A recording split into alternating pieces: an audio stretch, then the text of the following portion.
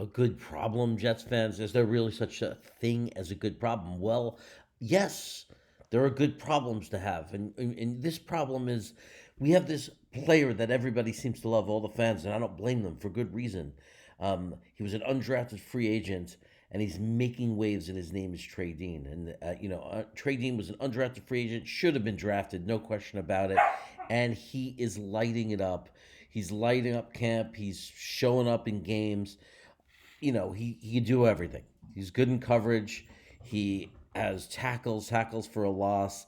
He's lighting, in training camp. People are watching. And if you've been to training camp in Florham Park, you'll see he's an exciting player. But here's the issue: is there room on the roster for him? And here's the good problem. The good problem is that Ashton Davis just lit it up in the last game against Tampa Bay. I mean, he reminded us why we were excited about him and why we drafted him in the first place. Super fast, super athletic, big hits, big tackles, excellent on special teams. So Ashton Davis apparently has gotten better every year since we got him. I think there's a lot of people who are disappointed. They wanted him to be our starting safety. So because he didn't pan out to right away become that, there's a lot of anti-Ashton Davis sentiment. But the reality is he's gotten better each year and done everything we asked him to do. Even if you remember last year, the one play he came into the game against Cleveland, he closed the game out with the interception that sealed the game. In special teams, he's been great, excellent, one of our best special teamers. And now we have this problem because everybody wants to make room for Trey Dean on the roster. And just when we were all convinced it would be fine to cut and just replace Ashton Davis comes up, has an amazing game. With not just an amazing game, but amazing plays that really makes you think, is Trey Dean that good? Does he make plays like that? Some of you are screaming, yes, yes.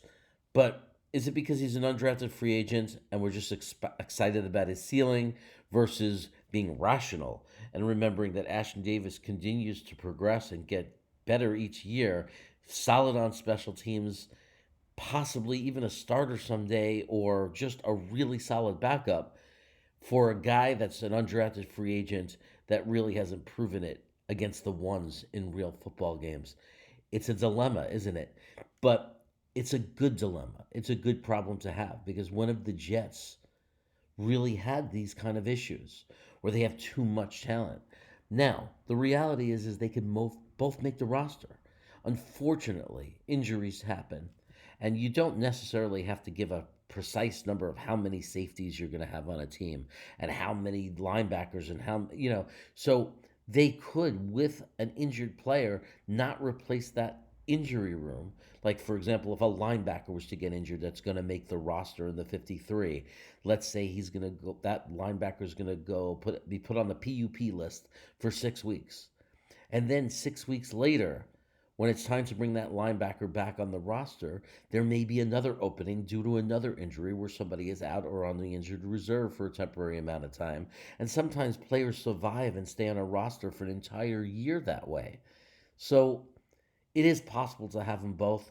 But if nobody gets injured, knocked on wood, maybe it's a miracle for the New York Jets. What are we going to do? What's the decision we are going to make when the time comes? I don't know. All I could say is it's a really odd and unusual feeling as a Jet fan to have to know that we're going to have to make a decision on which good quality player we're going to have to potentially leave unprotected on the waiver wire for any team to pick up. That's just my thoughts on the subject. Till then, everybody, go Jets.